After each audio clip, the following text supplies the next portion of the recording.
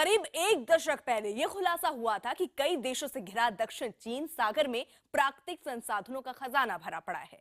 तभी से उस पर कब्जे के लिए दुनिया की महाशक्तियां टकराने लगी हैं। लेकिन उन सब में चीन दो हाथ आगे निकल गया। उसने समंदर में नकली टापू बना लिए। दुनिया भर के देशों ने उसका विरोध किया, लेकिन चीन नहीं माना। और अब ताजा खुलासा यह है कि चीन वहां अपने हथियारों की तैनाती कर रहा है।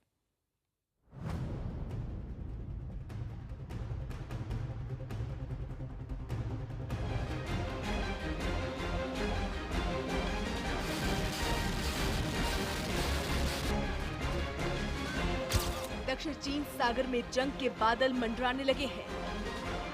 तलवारें खिंच गई हैं। एक तरफ है चीन तो दूसरी तरफ है अमेरिका। दोनों जंग के मैदान में तो नहीं है, लेकिन दोनों एक दूसरे को शक की निगाहों से देख रहे हैं।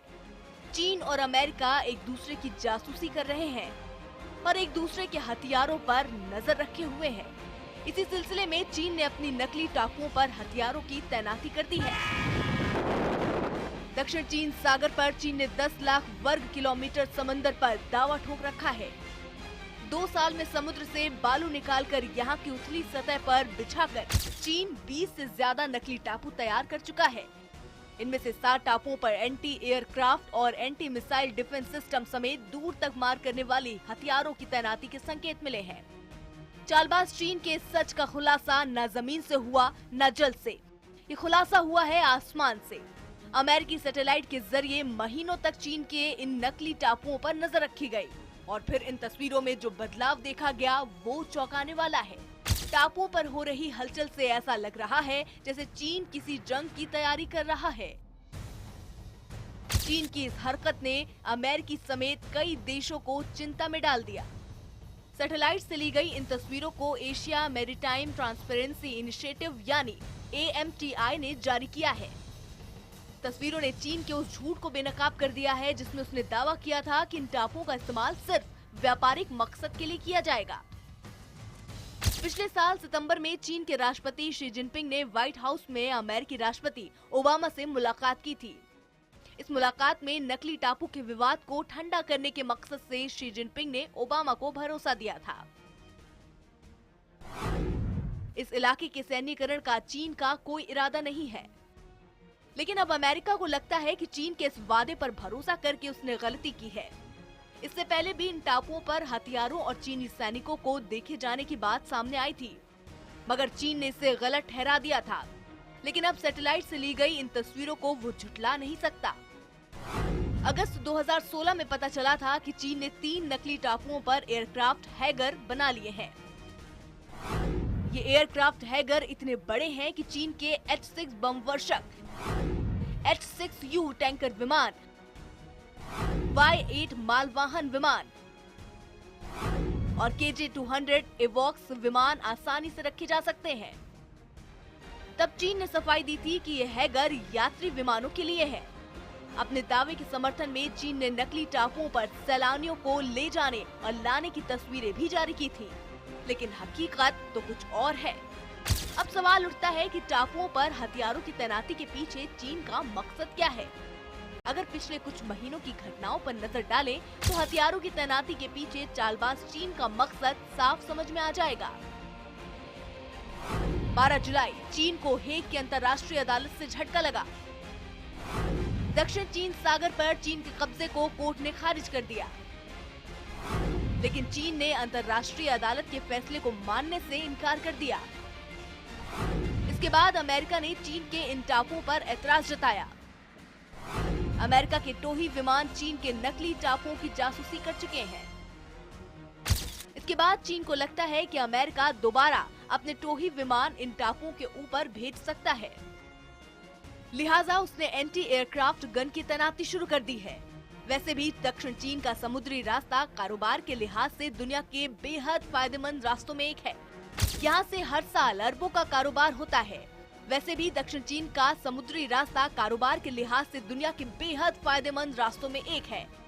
इस पर इस इलाके के समुद्र को प्राकृतिक गैस और तेल का अपार भंडार भी माना जाता है। जाहिर है इस पर कब्जे की चीन की कोशिश को नाकाम करने में अमेरिका एक अरसे से जुटा हुआ है। और चीन भी उसे बराबर की टक्कर देने पर आमादा है। लिहाजा इस इलाके में जंग की आशंका लगातार बनी हुई है।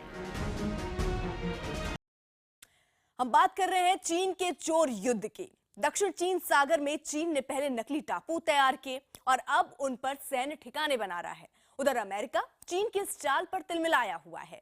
इस टकराव के कभी भी युद्ध में बदल जाने की पूरी आशंका दिख रही है।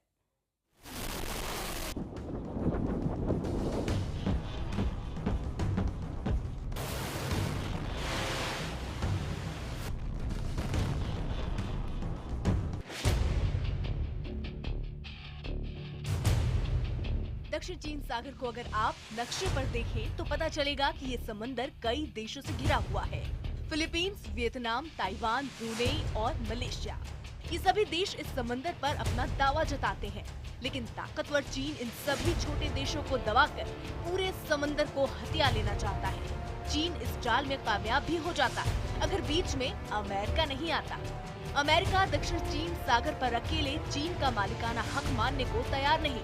इसका मतलब ये नहीं कि अमेरिका को दूसरे छोटे देशों की फिक्र है, बल्कि वो खुद इस पानी पर अपना कब्जा चाहता है। और पानी पर कब्जे की यही लड़ाई कभी भी बड़े युद्ध में तब्दील हो सकती है। फरवरी 2016 में अमेरिका ने जानबूझकर अपना एक जंगी जहाज इस विवादित इलाके से लेकर गुजारा था।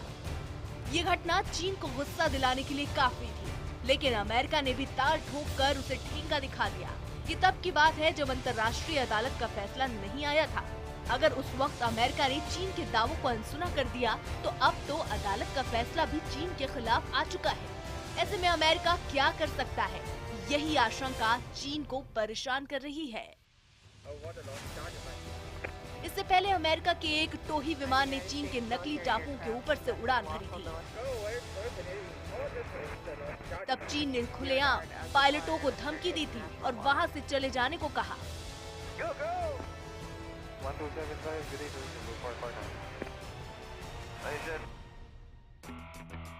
अक्टूबर 2015 में भी अमेरिकी B-52 बमवर्षक विमानों ने भी जापान जाते हुए उसी विवादित समुद्री इलाके के ऊपर से उड़ान भरी, जिस पर चीन ने कड़ा विरोध दर्ज करवाया और धमकी दी।